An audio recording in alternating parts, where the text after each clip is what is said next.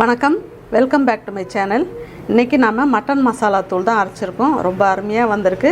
இந்த தூளை நம்ம 2லேருந்து ஒரு 3 மாதம் வரைக்கும் அரைச்சி வச்சுக்கிட்டோம்னா நம்ம அப்பப்போ பயன்படுத்திக்கிறதுக்கு ரொம்ப நல்லாயிருக்கும். இப்போ இதை எப்படி செஞ்சோன்றதை பார்க்கலாம்.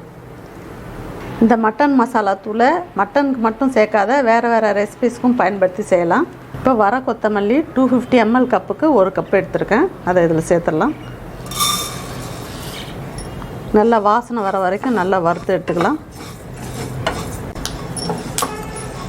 நல்லா இது மாதிரி பொரியணும், அப்போ தான் உங்களுக்கு டேஸ்ட் கொடுக்கும்.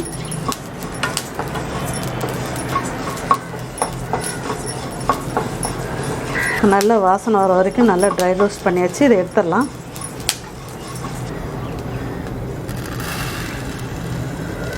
இப்போ 85 ml கப்பில், அதாவது 1/4 கப்பு சோம்பு எடுத்திருக்கேன். அதையும் இதில் சேர்த்துக்கலாம்.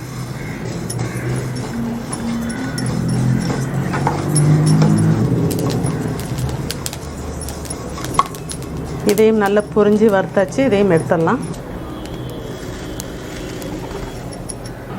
இப்போ 125 ml கப்பில், அதாவது 1/2 கப்பு கிராம்பு எடுத்திருக்கேன். அதையும் வறுத்து எடுத்துக்கலாம்.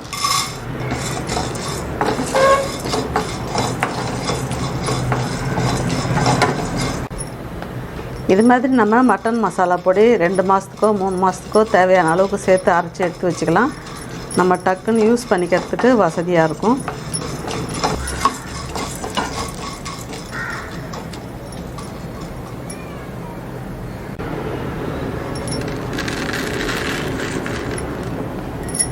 இப்போ 180 ml கப்பில் 1 கப்பு பட்டை எடுத்திருக்கேன். அதையும் இதில் வறுத்துக்கலாம்.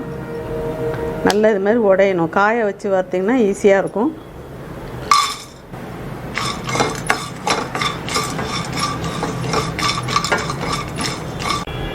இப்போ இந்த மட்டன் மசாலா தூள் அரைக்கிறதுக்கு முக்கியமானது என்னென்னு பார்த்தீங்கன்னா, கிராம்பை விட பட்டையோட அளவு டபுளாக எடுத்துக்கணும்.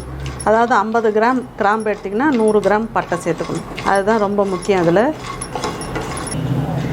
இந்த மசாலா தூளை பயன்படுத்தி சோயா சங்க்ஸ் குருமா செய்யலாம். அதுலேயே ஃப்ரையும் பண்ணலாம். அதே மாதிரி பலாமோஸ் குழம்புக்கெலாம் ரொம்ப அருமையாக இருக்கும். பொட்டேட்டோ ஃப்ரைக்குமே சேர்த்து செய்யலாம். உங்களுக்கு அந்த டேஸ்ட் வேணும்னா இது சேர்த்து செஞ்சுக்கலாம். எதுனாலும் நல்லாயிருக்கும். இதை நல்லா ட்ரை ரோஸ்ட் பண்ணியாச்சு. எடுத்துடலாம். இப்போ வரமிளகா வறுக்கிறதுக்கு மட்டும் 1/2 டீஸ்பூன் எண்ணெய் சேர்த்துக்கலாம். இப்போது ஒரு 20 நம்பர் மிளகா எடுத்துருக்கேன். அதை சேர்த்துக்கலாம். அதில்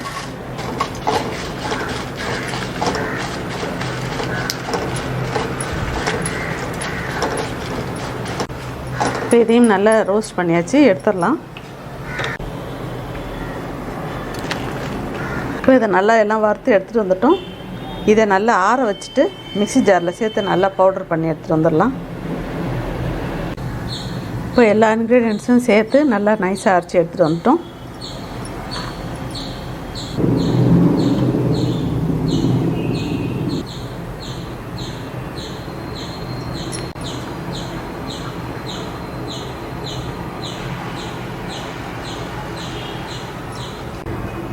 மட்டன் மசாலா தூள் ரொம்ப அருமையாக அரைச்சிட்டு வந்திருக்கோம்.